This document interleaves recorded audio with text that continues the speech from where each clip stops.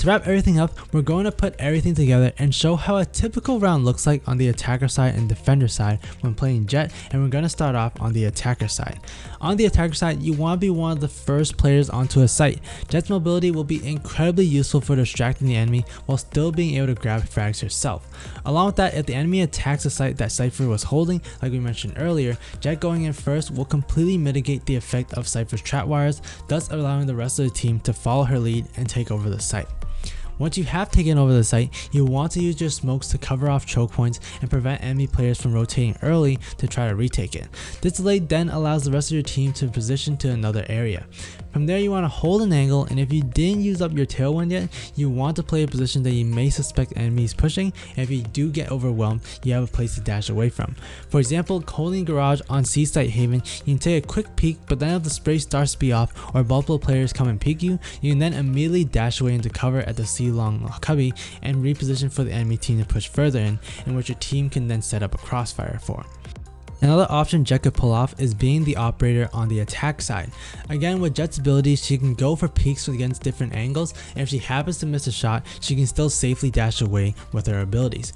This safety net allows her to take more risks that other agents can't, and this option allows Jett to get picks on the enemies that aren't suspecting it. Tailwind can also be used to confuse enemies as well on where they need to place their crosshair. For example, a simple use to attack A long is to dash across the doorway, and then you and your team peeks the A long player at the same time to overwhelm whoever is holding that site.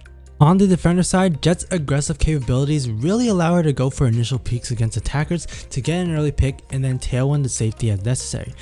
Like we mentioned earlier in this video, playing unorthodox positions is really going to allow Jett to shine on the defender side to catch enemies off guard and force attackers onto a 4 vs 5 situation.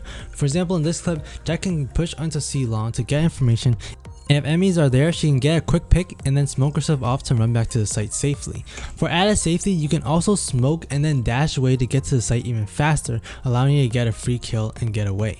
I wouldn't do this every single round though, as it can be predictable, but it is a move that Jett is more capable of doing than some of the other agents.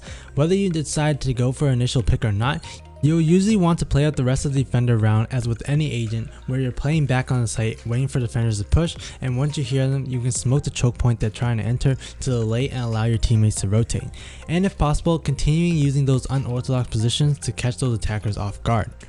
Like mentioned earlier, the operator is going to be even more powerful in Jett's hands on the defender side with a combination of these position changes as well as her abilities.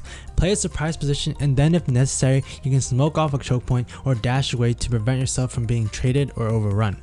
Make sure that if you do use the operator with Jett, that you do change up the positions from time to time to keep enemies guessing and continue to surprise them over and over with sniper picks. If you don't have an operator at hand, you can still apply these concepts of positioning and ability use to be in and out of an area after grabbing picks and then defending a site like normally with their smokes afterwards. As a reminder, Jett smokes don't last a very long time, so it's important that you save them and use them only when you do hear enemy positions nearby and they have the potential to push you. Combined, you'll only be able to block a choke point for 21 seconds, so you want to use up that time wisely. Alright, so what is your favorite map to play Jett on? Let us know in the comment section below. We here at SkillCapped want to thank you for watching. We'll catch you in the next one. I'm Dr. Zora, and good luck out there.